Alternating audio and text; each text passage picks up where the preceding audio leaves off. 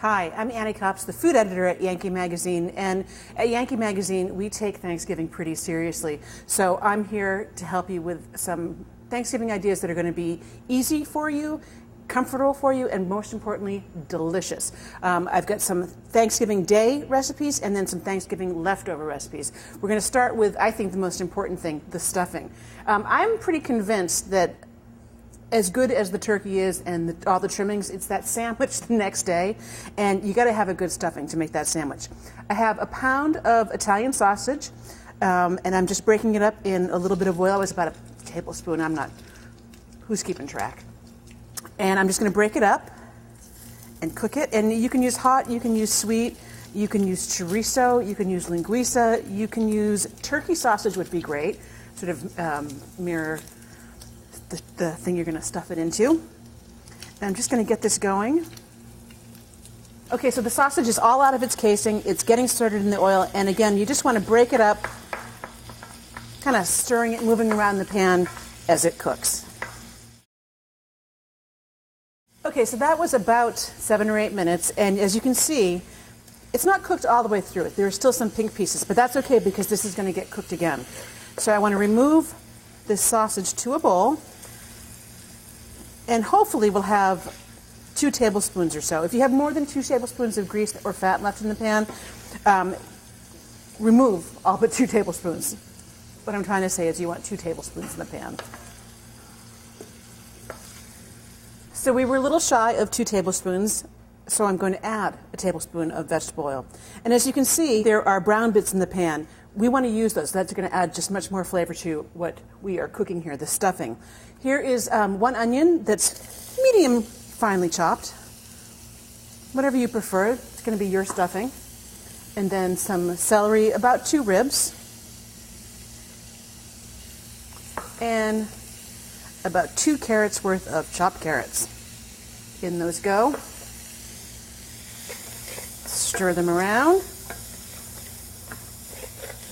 And as you do, scrape up some of that yummy brown stuff on the bottom.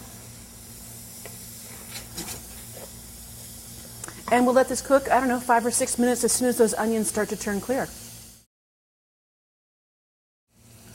Alrighty, these vegetables are just about where we want them. I said when the onions start to become translucent, we don't want to fully caramelize them because A, they're going to get cooked again when they go inside the turkey for it to be stuffed. And I like the stuffing to have a little bit of bite to it. Okay, so to this we're going to put the sausage back into the pan. Stir that all around. Let these guys get to know each other. And then the cornbread. Now this cornbread I made myself. I don't mind bragging. It's fantastic cornbread. But if you buy store-bought cornbread, make sure that it's not too sweet. Also, if you buy store-bought cornbread or you make the cornbread yourself, make it the day before so that you can, it's a little bit dry. If you're pinched, as sometimes the holidays we get a little bit crazy, and you have to make your cornbread the morning of Thanksgiving, bake it fully, then crumble it like this and put it into a maybe 200-degree oven just so that it dries out a little bit. That way it will absorb all the flavors much better. So I'm just crumbling this in to our mixture here. Oh, this looks good. And I like to use a cornbread, again, that's not too sweet, and I put corn kernels in it. Now, this time of year, if you don't have fresh corn that you froze from the summer, frozen corn from the supermarket's fine. And again, store-bought cornbread's fine too. Just don't let it be too sweet. Okay. Stir that around. And actually, we can turn the heat off while we get this in there. Now, I'm going to use the spoon for most of this stirring, but at the end, I'm really going to get in there with my fingers. Alrighty. I have some chopped parsley, as fine or as roughly chopped as you prefer, and sage. I think the sage is the perfect herb to go with turkey. A little bit of salt on the top, and some pepper. And I'm going to give this a stir. Oh, isn't that absolutely gorgeous? And it tastes really good too. which is our ultimate goal, right? Now, we need a little bit of chicken stock to hold this beast together. And I'm going to start with about 1 cup of warm chicken stock. The warm chicken stock is going to help get everything together nicely for us. Okay. So that was about 1 cup, and I can see that as I pull the spoon across the bottom, there's really no extra chicken stock under there. And we want this to be nice and moist because it will crisp up. So I'm going to add a little bit more right over the top.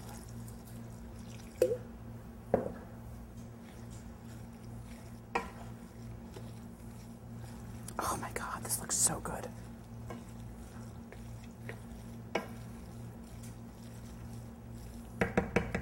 You know, I said I was going to use my hands, but I don't have to. This came together on its own. And there you have it. That is ready to stuff a turkey. Now, again, we didn't use all of it. We're not going to use all of it when we stuff our turkey. The rest you can pop into, well, like a 350 degree oven, put some foil over the top of it, and bake it for, I don't know, 30 minutes, 40 minutes, just until it gets nice and cooked. And the best way to test it, stick your fork right in there and taste it. Alrighty, so our stuffing is fully cooked and it's cooled down. You don't want to put hot stuffing into a cold bird. It'll start to cook it from the inside out, and we want it to be nice and even. This is a 14-pound turkey that has been completely deboned. You can do this yourself. It's a bit messy, but it's an afternoon project if it's your first time, but you can also have your butcher do that for you as well. So I'm just going to salt and pepper the interior of the bird. And once we get that stuffing in there, you'll see the exterior of the bird, just like that. And I like doing a stuffed turkey like this because it's so much, the presentation is really beautiful. It's easy to slice. It takes 1/4 the amount of time that another bird does, and it's really nice on a buffet. And it's just a fun little twist instead of the usual suspects at Thanksgiving. So I've got sort of a rectangular shape here, not entirely, and you might have to rearrange the turkey to make it fit, and there might be a few holes, but that's all right. We'll get through it.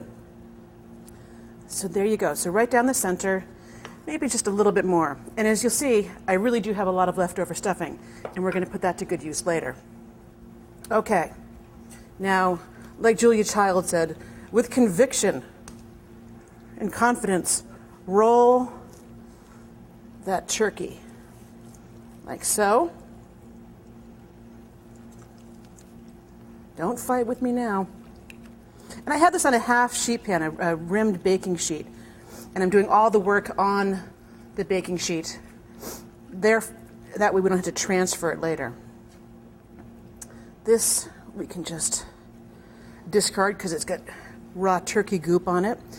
Now, you can tie it up with string, but I found these great, they're not just regular rubber bands. These are oven-proof rubber bands. And shimmy it down. And you do need to make sure that it's tied up in some shape or form. Otherwise, the stuffing will just come right out and it'll lose its shape and all that. But you can use string too. Now, I've got some stuffing coming out the side, but I'm just going to keep molding it with my hands. And it's all going to taste good. It doesn't have to be perfect. And I'll just continue with that until I have all these bands on there. Alrighty, we are all secure here with our Ballotine of turkey. Now, with my hands, I've washed my hands thoroughly because I was working with raw product. I'm going to take about 2 tablespoons of butter and just smear it over the top. That way we're going to get a nice, golden, delicious turkey. And the other good thing about this rolling is that you get a little bit of dark meat and white meat in most of the slices. So there's no fighting over that, and it all tastes delicious. Okay. I'm going to pop this into a 400-degree oven, and I'll start checking it at 45 minutes. And we'll cook it to an internal temperature of 160 degrees Fahrenheit. And make sure you're getting the turkey, not the stuffing. So there you go. In under an hour, you get this beautiful rolled and stuffed turkey. You can probably get a good 20 pieces out of this, and that will feed a crowd for Thanksgiving or any other time that you want to have a special occasion bird that's easy to make. Now, this does not need to be basted, and if you really are interested in having a sauce for it, I don't think it needs a sauce, but when you get your turkey deboned from the butcher, make sure that you ask them for the bones, and from those bones, you can make a terrific gravy.